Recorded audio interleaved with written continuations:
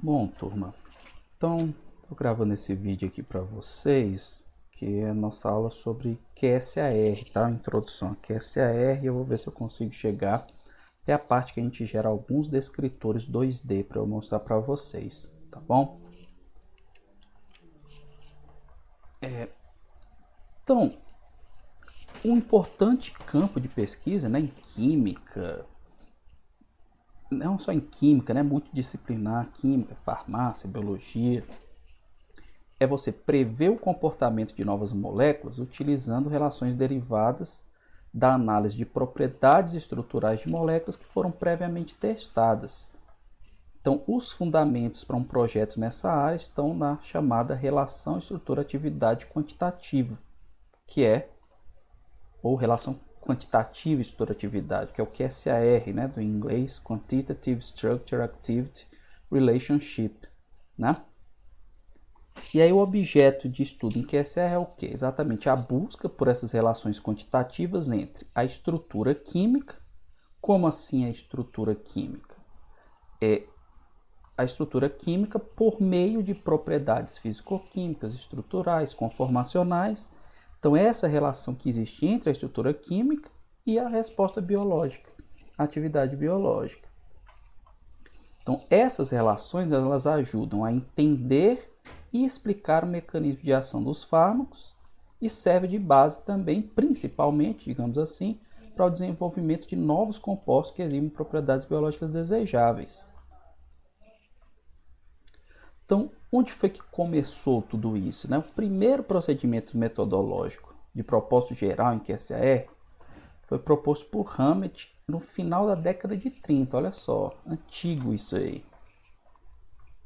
O que ele observou? Que as constantes de ionização dos ácidos benzoicos meta e para substituídas estavam relacionadas com os substituintes, tá?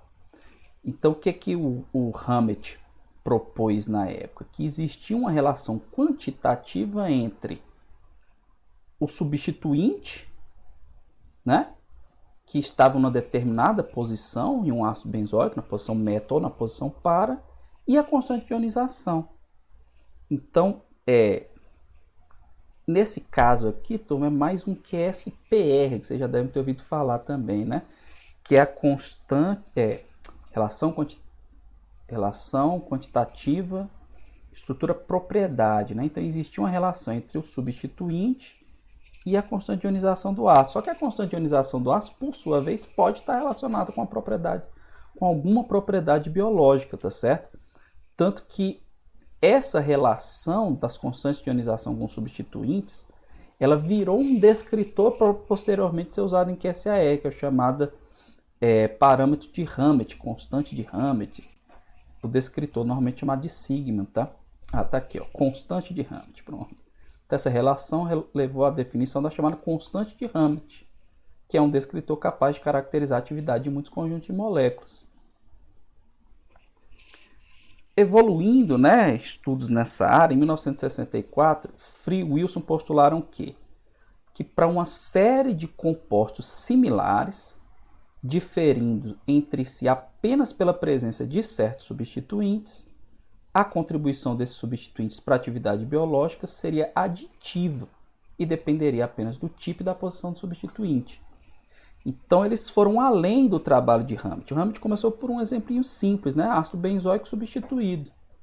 Então o que eles propuseram aqui? Que se eu tenho compostos similares, que tem apenas substituintes diferentes em alguma posição, então a atividade biológica está relacionada com isso. E esses substituintes têm uma contribuição aditiva para a atividade biológica, o que pode ser modelado por meio de uma equação matemática.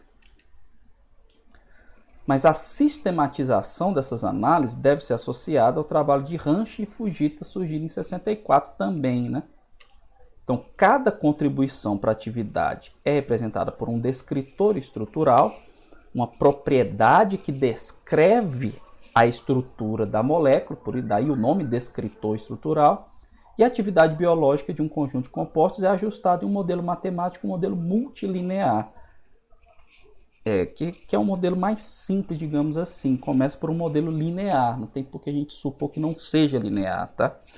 Então eu tenho descritores que descrevem a estrutura da molécula e eu faço um modelo matemático que associa o valor desses descritores, uma equação com coeficientes ajustados a esses descritores, que associa isso com a atividade biológica. Então, nos primeiros estudos de QSAR, esses descritores eram limitados, tá? Quais eram os descritores mais utilizados no início, nos primórdios do QSAR?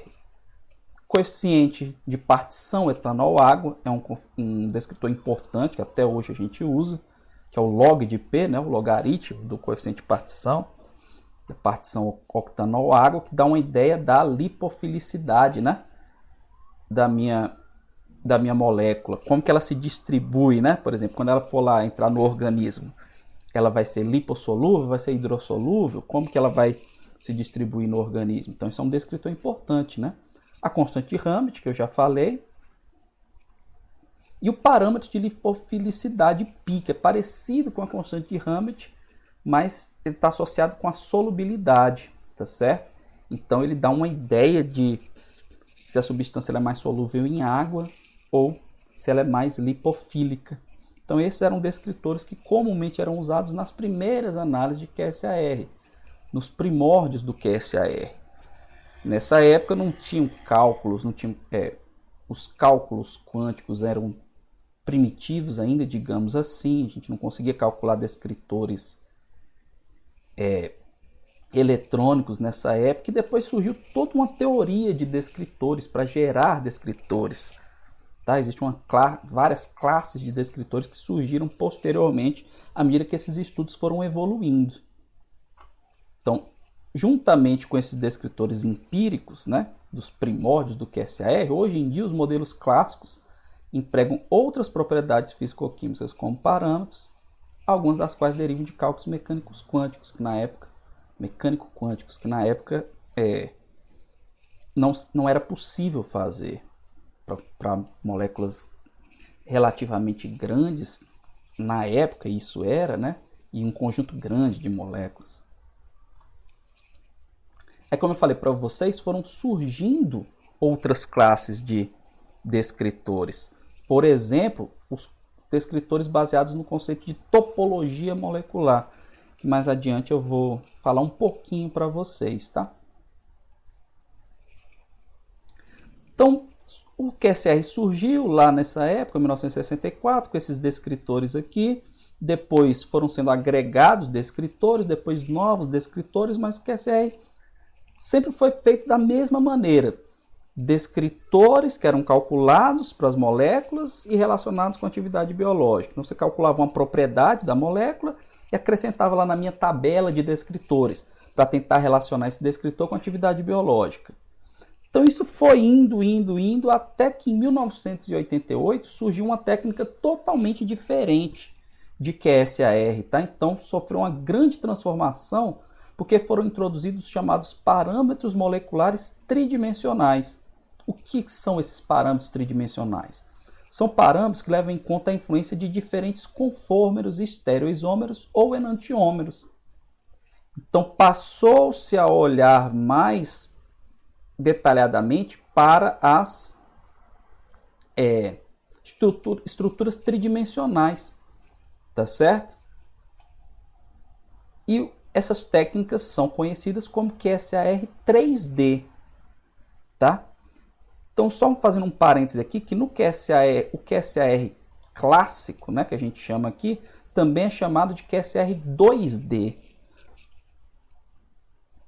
Apesar de alguns descritores que são calculados e usados no QSAR 2D, sejam calculados com base na estrutura 3D da molécula. Mas o que é que caracteriza o QSAR 3D?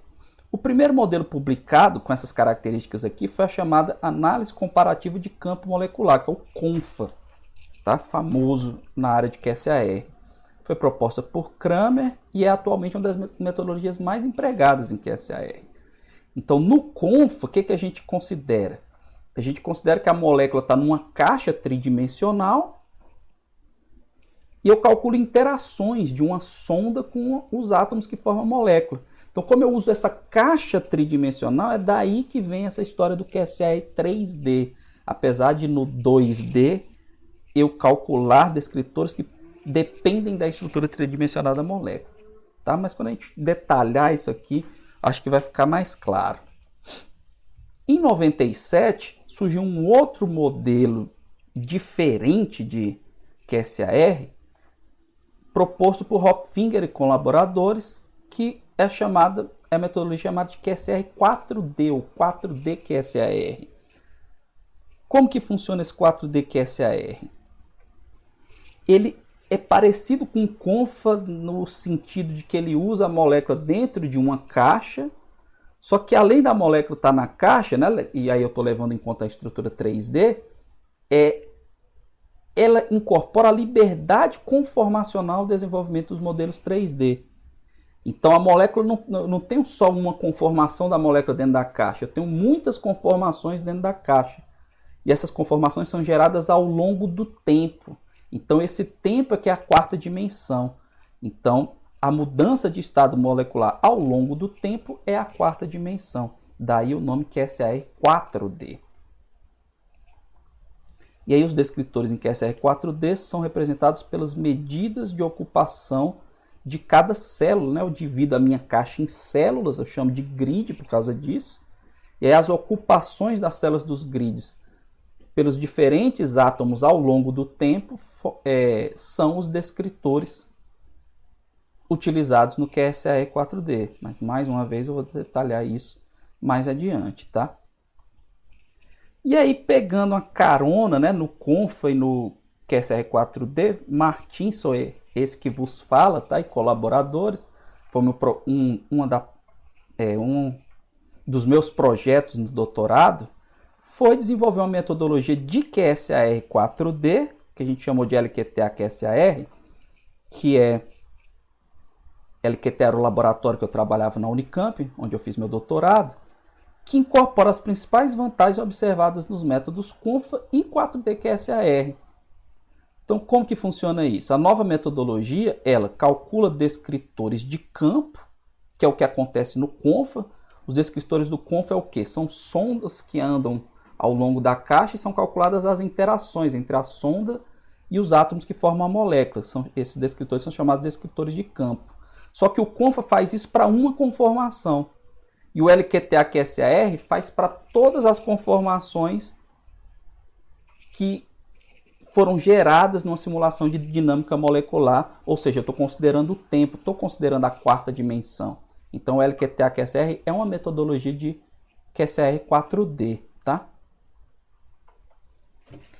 Além dos métodos de QSAR que eu acabei de citar, existem outras abordagens que são bastante utilizadas também, só que eu trabalhei menos, ou praticamente nunca trabalhei. Por exemplo, CONSE é parecido com CONFA, no sentido de ter a caixa, mas os descritores são medidas de similaridade molecular. A gente viu similaridade no caso dos farmacóforos, né? Quando eu falei da triagem. Então, existem medidas de similaridade nesse grid 3D. HQSAR, que é Hologram QSAR, que é você pegar as moléculas e dividir em fragmentos e aí atribuir códigos a esses fragmentos, né? Estou falando de maneira meio grosseira, tá?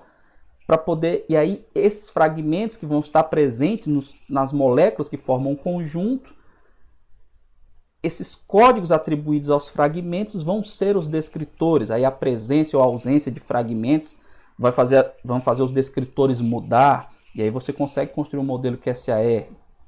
O modelo MIA QSAR, que até a Karine apresentou, que ela pretende usar no trabalho dela, que é o quê? Você desenhar a molécula, né? E aí você monta a matriz, né, com o desenho, que são os pixels, você tem uma matriz, a imagem é uma matriz. E aí se você tem um substituinte num lugar ou não tem, né? Isso aí vai fazer uma diferença o pixel vai existir ou não naquela imagem, e isso pode ser usado para modelar, né, o meu conjunto de moléculas e relacionar isso com a atividade biológica. Tá certo? Então vamos começar a detalhar esses métodos QSR 2D, 3D e 4D, tá? Começando pelo QSR 2D. Então, como que eu inicio um estudo de QSR 2D? eu inicio o estudo definindo o conjunto de moléculas que eu quero trabalhar, que tenha uma atividade biológica conhecida, tá certo? Então, defino o conjunto que eu vou trabalhar, que é o que vocês fizeram no trabalho de vocês, né? Cada um definiu, né,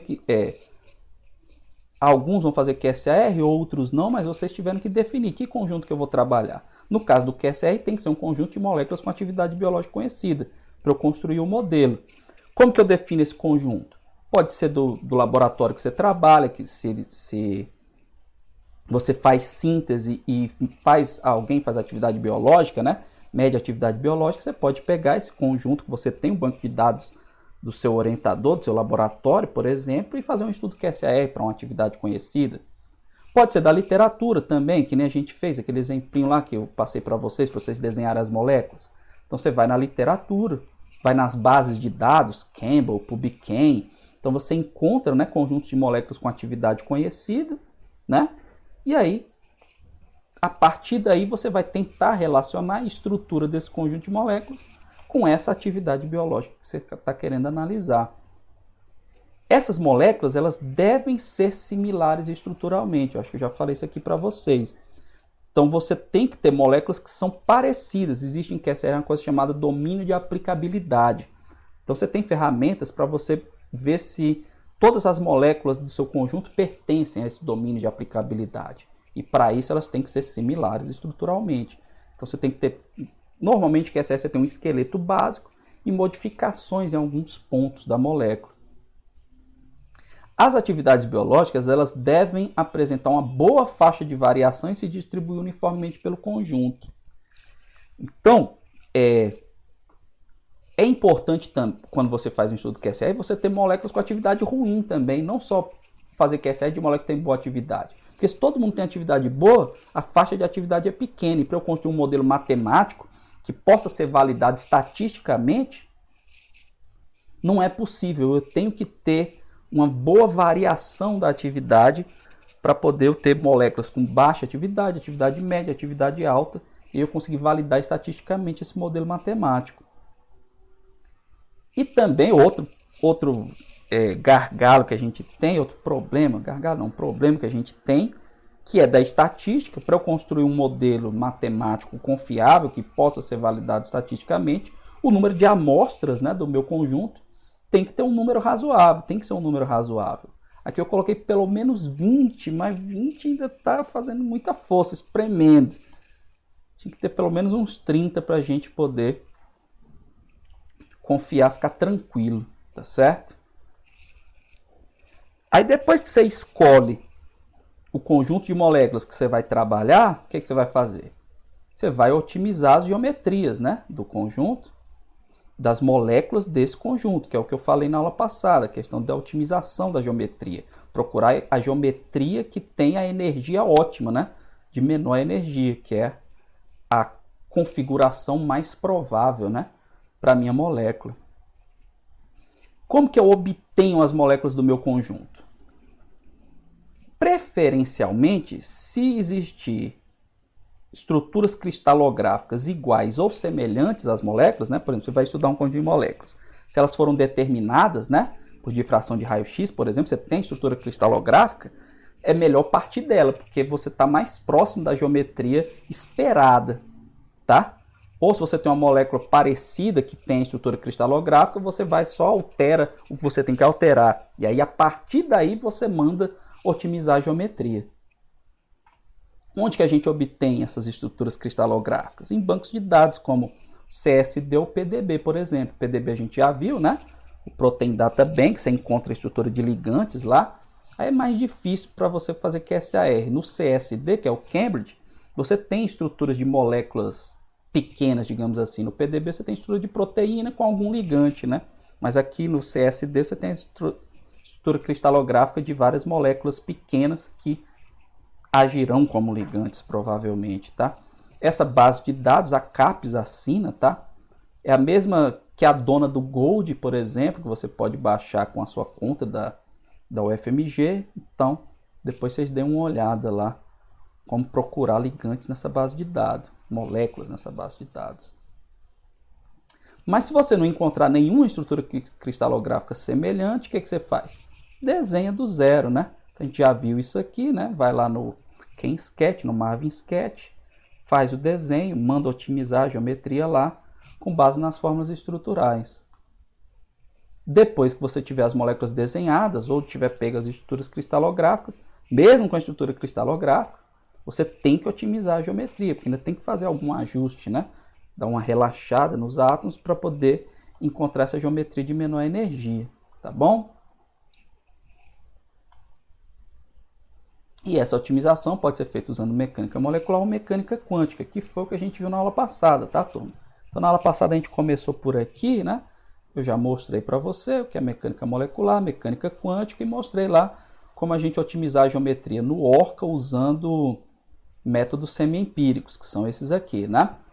Eu estava lembrando aqui, na aula lá passada eu falei também, um programa para visualizar, era o Molden, que eu sempre confundo os nomes, que começa com Mo. E tem o Mopac, tá, turma? Que é um programa gratuito que ele só tem método semi-empírico, ele não tem método ab initio, DFT, Hartree-Fock. Então, também é um programa, o Mopac é bem simples de usar também, tá? Agora eu acho que ele só usa por linha de comando. Então depois, se vocês puderem dar uma pesquisada, eu acho que o Mopac é até mais simples do que a combinação Gabiedit e Orca. Mas depois a gente analisa isso aqui, eu dou uma olhada e falo para vocês, tá? Então, como a gente já viu a parte de otimizar a geometria, então o que a gente fez? Recapitulando. Definiu o conjunto de moléculas, né? Com atividade conhecida.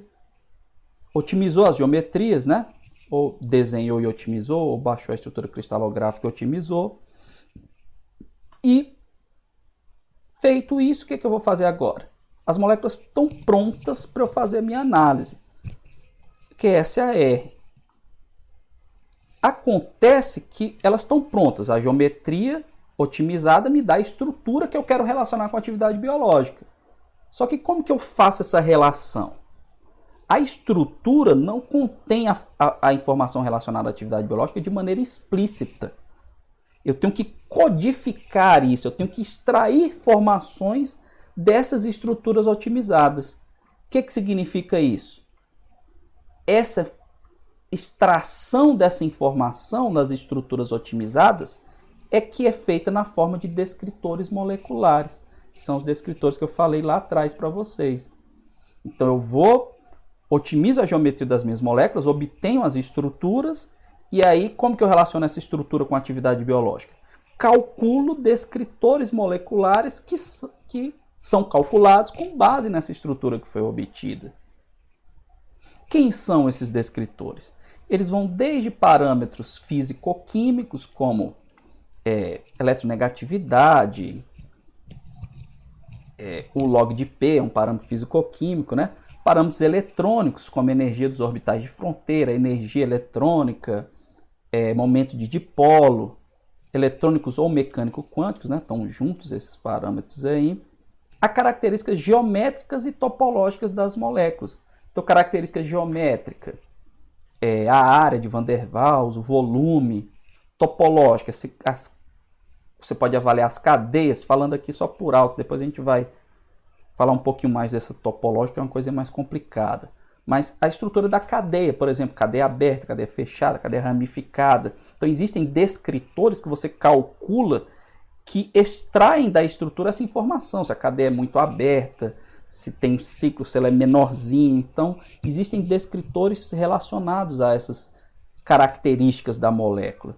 E aí esses descritores têm valores numéricos, né? Cada molécula vai ter um valor numérico para um descritor, para um conjunto de descritores, e eu relaciono esses valores numéricos desses descritores com a atividade biológica. Então, quais são os principais descritores usados em QSAR2D? Descritores constitucionais, que são descritores chamados, se eu não me engano, 0D ou 1D, uma coisa assim, porque não depende nem da estrutura bidimensional. Tem descritor que não depende nem da unidimensional, digamos assim. Então, por exemplo, massa molecular, né? Não depende da estrutura da molécula bidimensional, nem tridimensional.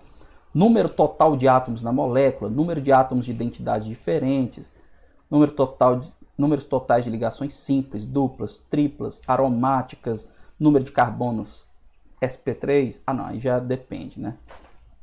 Mas enfim, são descritores que dependem só da constituição da molécula, daí o nome de descritores constitucionais. Descritores geométricos, como o nome está dizendo, depende da geometria da molécula. Exemplo, a área, né, a superfície de Van der Waals, o volume da molécula também, e devem ser descritores importantes, por quê? Porque está relacionado com o encaixe, né, lá no sítio ativo. Vocês estão fazendo o docking, devem estar observando isso. Então, esses descritores costumam ser importantes, né, para a atividade biológica. Descritores eletrônicos, que vão estar relacionados com as interações, né, entre o ligante e o receptor. Quais são os principais? Cargas atômicas parciais, né, que a gente costuma utilizar as cargas dos átomos que são comuns ao nosso conjunto de moléculas. Momentos de dipolo, de quadrupolo, energia dos orbitais de fronteira, já falei para vocês. Potencial de ionização e afinidade eletrônica, está relacionado com capacidade de doar elétrons e de receber elétrons, vai ser base de Lewis ou ácido de Lewis, né? Eletronegatividade, a energia total da molécula, calor de formação, polarizabilidade, a refratividade molar. Então, tudo isso são descritores eletrônicos que são calculados. Aí aqui eu tenho que usar métodos de mecânica quântica, né, para calcular esses descritores. E os descritores topológicos que eu falei para vocês, né? Aqui tem uns nomes estranhos, mas são índices que foram criados por esses cientistas, né? Então você tem índice de Wiener, Balaban, Schultz, Kier e Hall, Galvez, que são descritores, turma, como eu falei, que estão relacionados com a estrutura da molécula, com a topologia da molécula, né? Topologia está relacionada à forma, né, da molécula. Então esses índices extraem da molécula informações a respeito de ramificação, da forma da molécula, se ela está dentro de uma elipse, por exemplo. Então, quantas ligações simples existem entre determinados grupos de átomos, tá certo? Então, são descritores assim que a definição é complicada. Existem milhares desses descritores topológicos que foram criados para esses estudos de QSAR, só que quando eles aparecem, a gente tenta de alguma maneira interpretar como que ele está relacionado com a atividade biológica. Mas normalmente as definições são complicadinhas desses descritores topológicos. Eu vou mostrar para vocês daqui a pouco algumas, tá bom? Descritores de lipofilia e solubilidade são importantíssimos, né? Aquilo que eu falei de como que a molécula se comporta depois que ela entra no organismo. Então é importante você saber como que ela interage com moléculas apolares, né, com as membranas, por exemplo, com a gordura, e as moléculas polares, o caso da água, né? Então, esses descritores vêm na forma do log de P e o log de S, né? Que o coeficiente de partição octanol água e aqui a solubilidade das moléculas, tá bom? Então, vamos parar aqui na apresentação, nessa parte dos descritores, e aí eu vou mostrar para vocês agora um programa que calcula descritores topológicos de lipofilia, solubilidade, constitucionais, tá? Só não eletrônicos. Eletrônicos depois eu vou fazer um parênteses para dizer como que a gente pega, que é do resultado do cálculo de mecânica quântica que a gente fez. No caso, na aula passada, a gente fez um cálculo semi-empírico, né? Então, o programa que eu vou mostrar para vocês, turma, é o Padel Descriptors, que eu coloquei lá naquela lista, né, de programas para vocês instalarem, tá? Então, o que a gente tem aqui no Padel Descriptors? Você abre o Padel Descriptor, uma janelinha, ele abre essa janelinha aqui, tá? E aí ele vem com essas opções aqui, ó, geral, aí você vai marcar o que você quer calcular. Descritores 1D e 2D, né, que vão ser aqueles constitucionais, né, que eu mostrei para vocês. Querem 3D, aquilo que eu estava falando, né? O QSR é 2D e tem descritor 3D? Não, são descritores que caracterizam o QSR clássico, mas que dependem da estrutura 3D da molécula. Então, eu vou marcar que sim, que eu quero que calcule tudo. Fingerprints. O que eu fiz aqui? Ah, agora voltou. Fingerprints são o quê? É é uma maneira de você codificar a sua molécula, né? É como você pegar a sua molécula e criasse uma palavra de bits, zeros e uns, para dizer se está presente. Está presente um grupo funcional amina ali? Está presente um ácido carboxílico? Em que lugar da molécula? Então existe um código, né, que é criado para cada molécula. E aí esses fingerprints podem ser usados como descritores também. Só que eu não vou marcar eles aqui não, porque senão vai complicar mais ainda o que a gente vai ver aqui, né? Aí outras opções, detectar aromaticidade, tautomeria, tá certo? Deixa eu ver se eu consigo. Não consigo aumentar aqui, não consigo. Então, padronizar tautômeros, grupo nitro. Aqui se eu marquei 3D, eu tenho que mandar reter as coordenadas 3D, tá? E converter a molécula para 3D, não, que a gente já vai usar a estrutura tridimensional dela, tá certo? Então marquei as opções aqui. Aqui tem duas coisas para eu escolher. Onde que está o meu diretório com as moléculas e onde que eu vou salvar o arquivo de saída com os descritores gerados, tá? Então arquivo para salvar os descritores calculados. Então como que funciona isso aqui? Para fazer a sua análise, o que é que você faz? Então a gente desenhou lá nossas moléculas, otimizou a geometria, não é isso? E aí a gente otimizou a geometria, por exemplo, no Orca. Depois de otimizar a geometria, você volta essas moléculas, por exemplo, no formato MOL2, tá? Aí vocês copiam elas todas para uma pasta e aí você vem aqui, ó, e vai procurar essa pasta, tá? Então, o que eu fiz aqui? Eu vou fazer aqui só para ilustrar o processo. Mas aqui eu peguei todas as moléculas que vocês desenharam e copiei nessa pasta aqui que é SAR. Vou abrir aqui para vocês verem, tá? Então tá aqui, ó, todas as minhas moléculas, todas as moléculas que vocês desenharam e me enviaram no formato MOL2, eu copiei para essa pasta. Então eu digo para o programa, ó, as minhas moléculas estão nessa pasta aqui, ó, que é SAR. O que o programa vai fazer? Ele vai lá e vai procurar todos os arquivos de formato molecular que ele conhece. Depois eu tenho que ver aqui na ajuda quais são os formatos, mas eu sempre uso o MOL2, por isso que eu não me preocupei com isso, que o MOL2 eu sei que ele conhece. Então ele vai lá e procura todas as moléculas MOL2, e aí calcula os descritores para todas elas, tá? E aqui eu vou calcular vou dizer qual é o meu arquivo de descritores. Então eu vou lá na pasta, na mesma pasta, e vou dar um nome aqui para ele. Eu já calculei antes, porque ele demora um pouquinho para calcular, para poder mostrar para vocês. Aí eu vou chamar aqui de descritores 2D2, tá? Só para mandar rodar o cálculo para vocês verem. Ok, e mando iniciar o cálculo. Aí ele começa aqui o cálculo, tá certo? Aí como eu falei para vocês, como eu já fiz, eu vou mostrar o resultado do cálculo. Qual é o resultado do cálculo? Ele te dá uma planilha com as moléculas e os descritores calculados, tá? Quantos descritores ele tem? Se eu não me engano, são 1815 descritores que ele calcula, tá? Acho que é isso, se eu não me engano. Ah, ó, eu falei que ia demorar, acabou calculando, né? Rapidinho. Tá certo?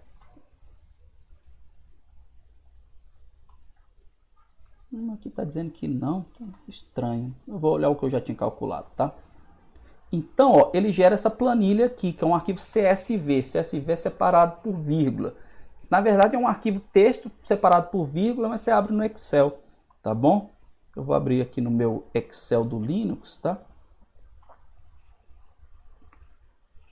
Aí ele mostra aqui, ó, como eu falei, ó, separador. Qual é o separador aqui? Vírgula. Aí eu vou abrir aqui meu separador, tá bom? Aí no caso aqui não dá para ver tudo, porque tem muita coluna. Mas aqui dá para eu mostrar que é o meu objetivo, mostrar para vocês. Então tá aqui, ó. Os nomes das moléculas, tá? No caso ele pega o nome da molécula que está dentro do arquivo. Por isso tem uma aqui chamada molecule, mas são 27 moléculas que a gente calculou. Depois a gente tem que ver, a gente tem que renomear esses arquivos. Aqui eu só fiz de exemplo, né?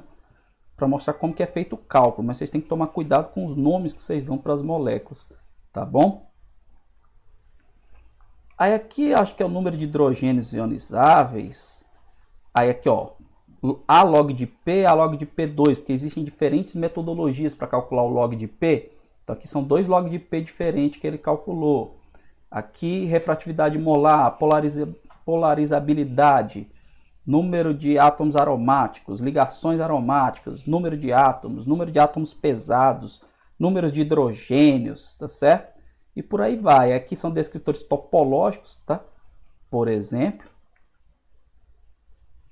E tá aqui mostrando a planilha até onde ele conseguiu abrir, ó, um monte de descritor que ele calculou ali. Aqueles é o que a gente conhece mais, que eu falei para vocês os nomes. Esses aqui vocês têm que olhar em algum livro o significado desses descritores, tá? Eu vou mostrar aqui um manual de um outro programa que detalha esses descritores. O do Padel eu não achei.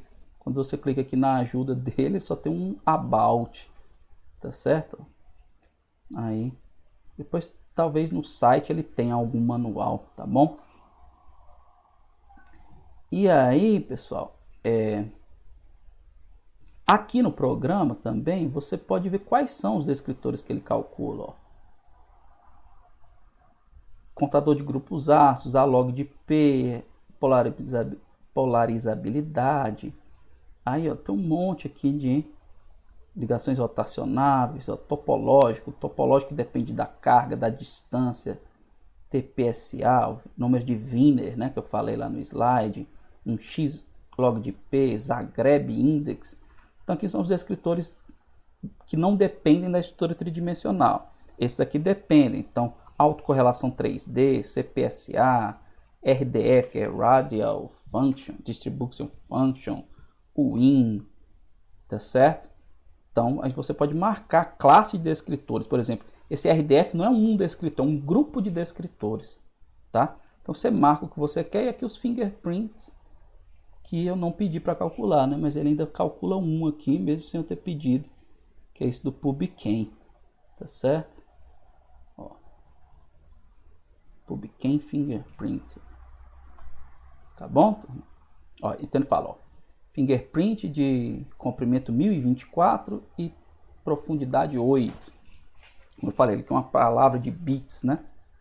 De tamanho 1024. Então, para eu fazer um estudo QSR, turma, esse é o passo. É eu criar essa tabela de descritores. Porque o que eu vou fazer depois? Eu vou relacionar essa minha matriz, essa minha tabela de números, que em matemática é uma matriz de dados, com atividade biológica, e vou construir um modelo que relacione cada propriedade dessa, ou apenas as mais importantes, que eu vou mostrar para vocês mais adiante, com atividade biológica. Tá certo? Então, o que eu vou mostrar para vocês agora? Tem um outro programa que eu usava, na verdade não é um programa, ele é uma biblioteca em Python, que você precisa construir o programa para poder usar. É até fácil para quem sabe um pouquinho de programação.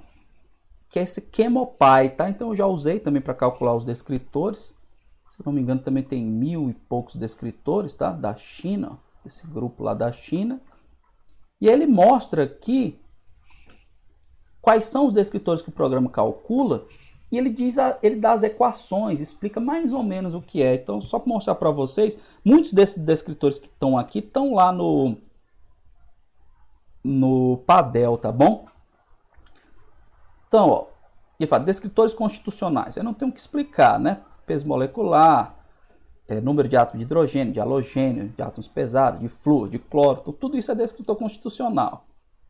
Aí ele explica um pouquinho aqui, descritor topológico, ó. Aí, ó, índice de Wiener, de Balaban, de Harari, de Schulz.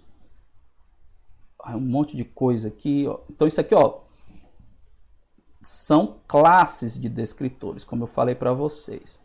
Aí fala, como é que calculo o índice de Wiener, né? É o somatório de D e J dividido por 2. D e J é a entrada da matriz de distância D do grafo molecular H-depleted. Então, como eu falei para vocês, o significado desses descritores é complicado. Ó, índice de Balaban, aí tem uma equação.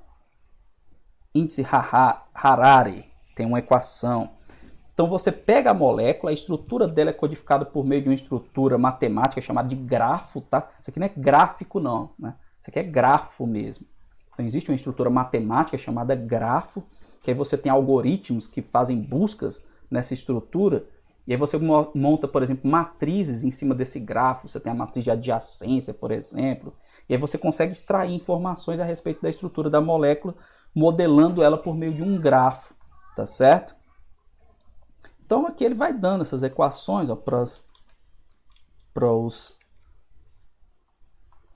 descritores topológicos. Tem índice de conectividade molecular, tem conectividade key índice do caminho de ordem zero. Então tem milhares de descritores, tá? Ele mostra como calcula, capa shape, e por aí vai, eletrotopológicos. Então lembra que tem uns AAS que a gente viu lá, SS tem lá no Padel, tem aqui também. Tá? Então esse manual desse programa aqui explica mais ou menos, né? Um que eu encontrei que explica mais ou menos alguns dos descritores, tá certo? Aqui você tem que calcular carga para ele poder calcular esses descritores de carga, tá? Propriedades moleculares. Então, são milhares de descritores, tá bom? Se você quiser ver só a lista, ó, tem aqui a lista dos descritores que ele calcula. Então, ó, descritores constitucionais são 30. Aí ele mostra aqui os 30, tá? Descritores topológicos são 35. Aí os índices aqui, no caso. Descritores de conectividade são 44. Aí de 1 a 11 são esses índices key, né? Aí tem esse aqui de 15 a 18. Descritores capa são 7, BASAC são 21 e State 245, tá? Então aqui ele mostra a lista dos descritores. Você pode juntar as duas coisas. Eu vi essa semana esse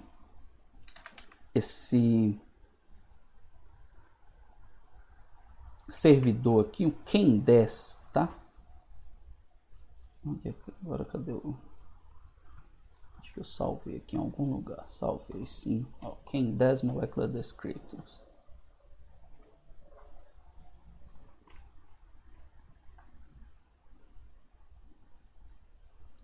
Então ele é um servidor parecido com aquele que a gente viu lá do PharmaGist, né?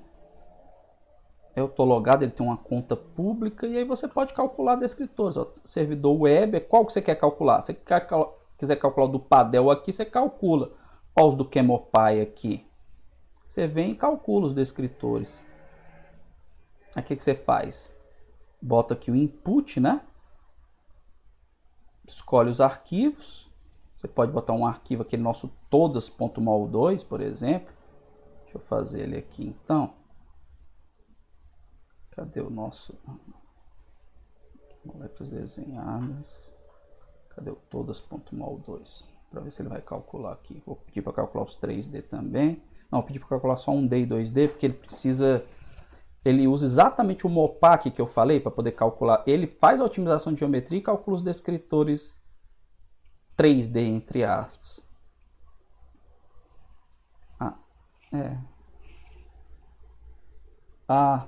Tem que ser Smiles ou SDF. Então não vai dar pra gente fazer não, tá?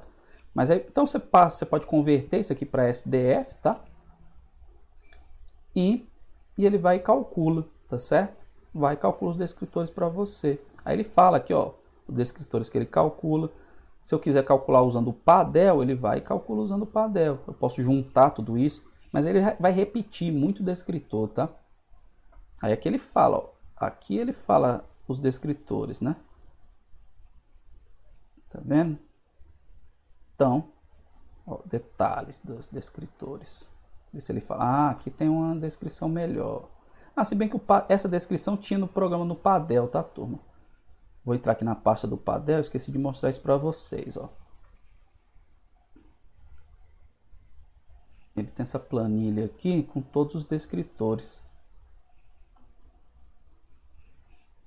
Não tá abrindo.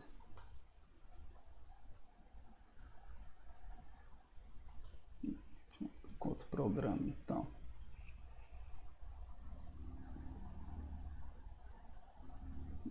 abrir com o LibreOffice. Então, ó, tá aqui, ó. Aí ele fala quem são os descritores, por exemplo, contadores de átomos, número de átomos pesado, hidrogênio, boro, carbono. A autocorrelação são 346. Então por aí vai. Se eu somar isso aqui, ó, vou somar só para 1875 descritores, tá certo? Então ele fala quais são aqui. E aqui é a referência. O tipo, se é 2D ou se é 3D. E a referência, né? Para onde você encontra esses descritores. Aí, ó, aqui, ó, achei esse livro aqui, ó. Esse tem um monte de descritores, ó. Descritores moleculares para química informática. Todeschini e Consone. Eles fizeram um programa, não sei se vocês já ouviram falar, chamado Dragon. Tá?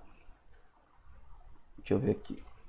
Vou colocar aqui Dragon Descriptors.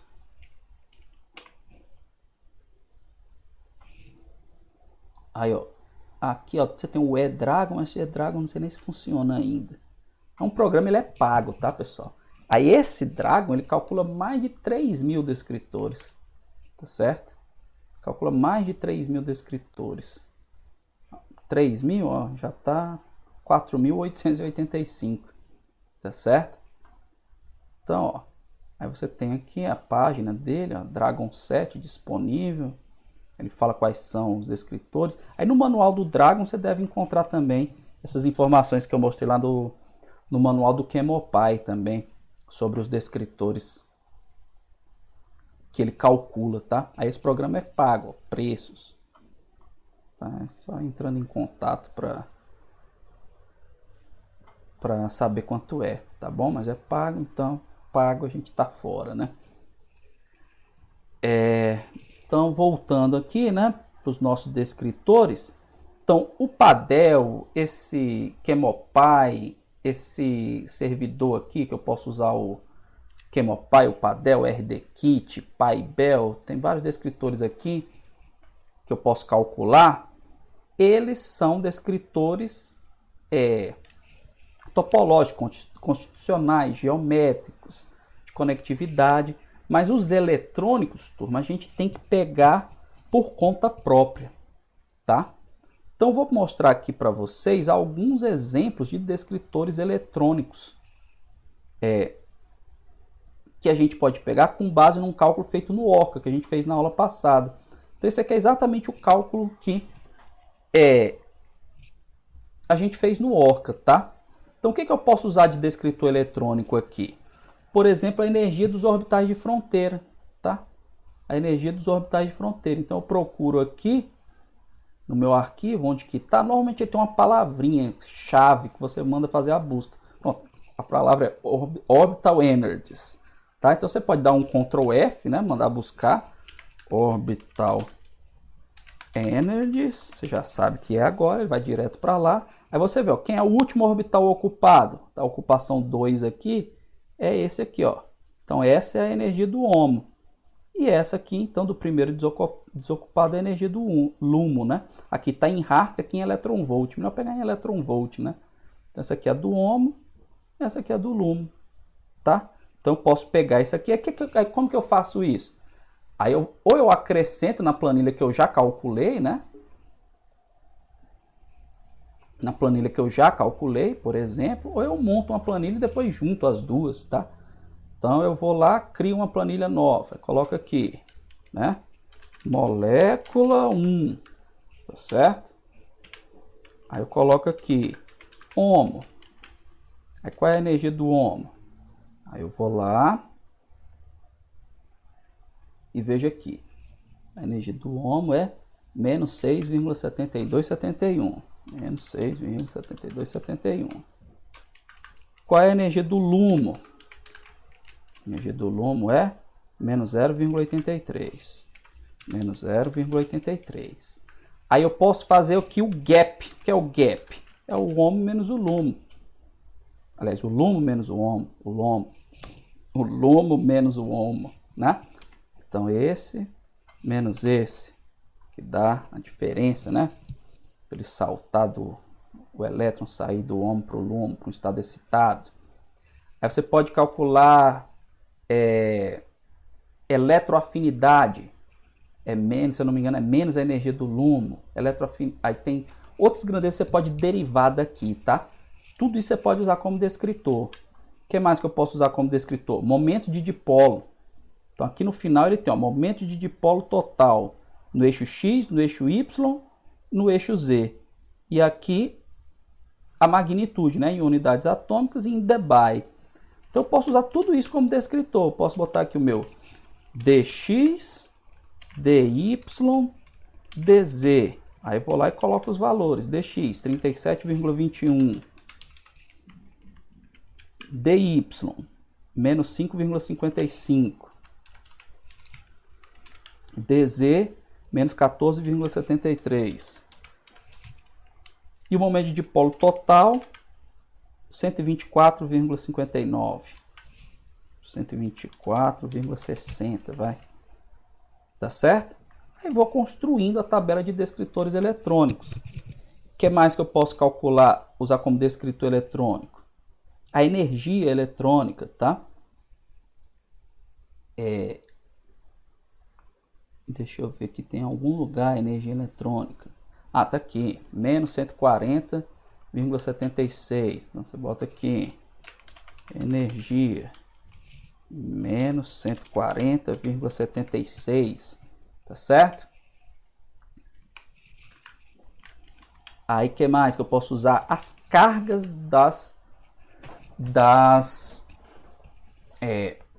dos átomos que são comuns a todas as moléculas, tá?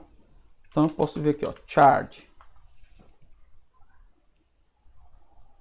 Deixa eu procurar aqui, ó.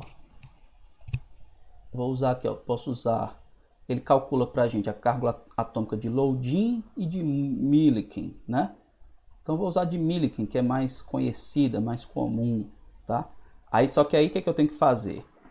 Eu tenho que, para pegar essas cargas comuns, eu não posso olhar aqui, porque olhando para cá, como é que eu vou saber quais são os átomos que são comuns ao conjunto todo? Aí isso aqui é uma coisa bem trabalhosinha, porque você tem que pegar quais são os átomos que são comuns a todas as moléculas, abrir uma por uma e olhar as cargas, tá? E olhar as cargas e aí você vai e acrescenta aqui na sua planilha, por exemplo, carga do carbono C1, aí coloca aqui carga do carbono C2, carga do nitrogênio 1, por aí vai. Aí vai acrescentando os seus descritores eletrônicos, tá bom? E aí você pega, junta essa planilha, aí você tem que fazer isso para a primeira molécula, para a segunda, para a terceira, tá? Então isso aí dá um trabalhinho. Mas aí o que é que eu vou propor aqui para vocês na nossa próxima aula, ao vivo, ou antes da aula, tá? Eu vou propor que vocês calculem esses descritores das moléculas que vocês desenharam, que no caso foram 3, né? Foram 3 moléculas, então vocês vão fazer para 3 só. E aí a gente vai montar a tabelona do QSAR 2D, para a gente construir o modelo 2D, tá? Depois eu vou especificar isso direitinho e mandar para vocês vai ser o nosso próximo exercício, tá bom? Então o próximo exercício vai ser esse, vocês vão calcular descritores topológicos com Padel e os descritores eletrônicos, vocês vão otimizar as geometrias, aí calcula o descritor topológico e pegam esses descritores eletrônicos do Orca e aí a gente vai montar uma tabelona com